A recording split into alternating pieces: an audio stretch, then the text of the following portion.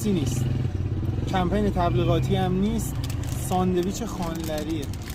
اومدیم اینجا یه ساندویچ بخوریم تو میدون تجریش.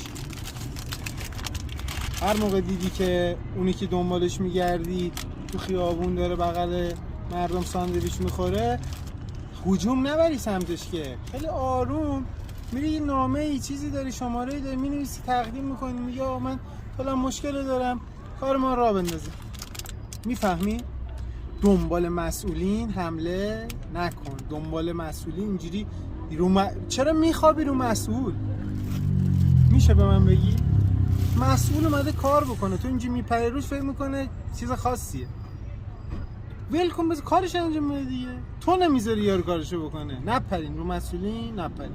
ساندویچ بزنید بغل خیابون، مردم خدا تو بازاره. راست میگن، خدا تو بازاره، نگرد.